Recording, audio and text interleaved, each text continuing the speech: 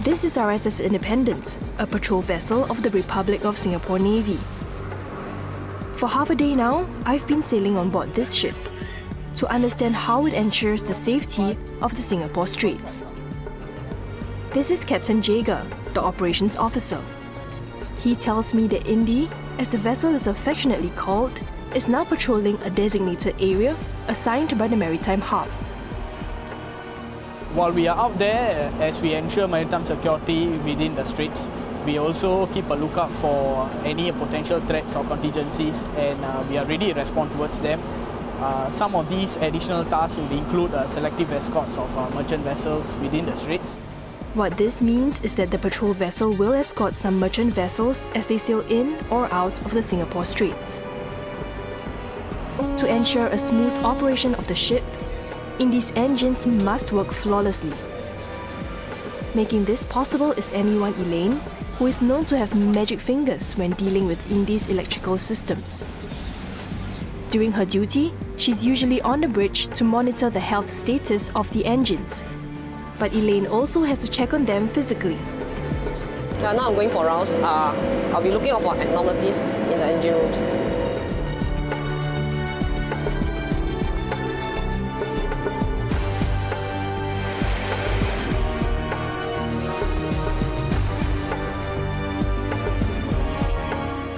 And to make sure that the ship is vigilant, the crew is always at the ready to respond.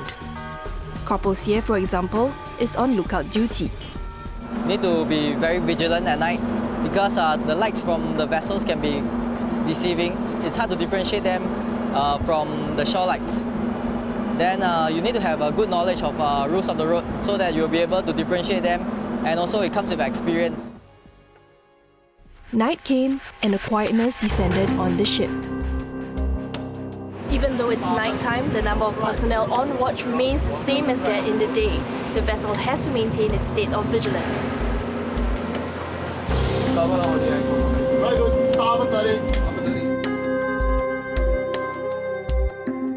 And with nighttime comes the last round of checks for the day by the coxswain, the operations officer, and the chief engineer.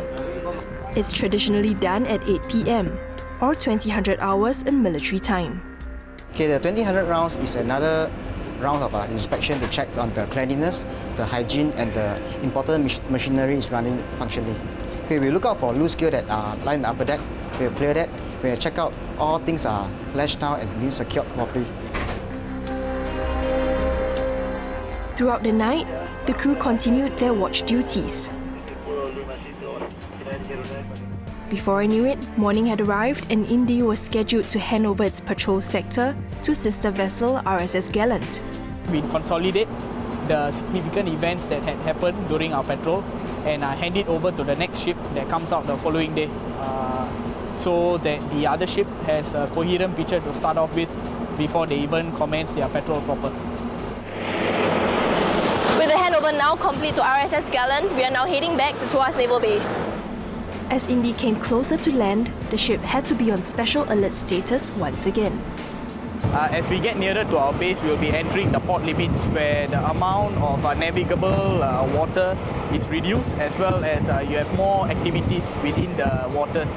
So therefore, we will close up a special sea duty man, which means there will be additional people that will be manning the stations so as to have best man for the best job kind of scenario for the ship to enter safely into base.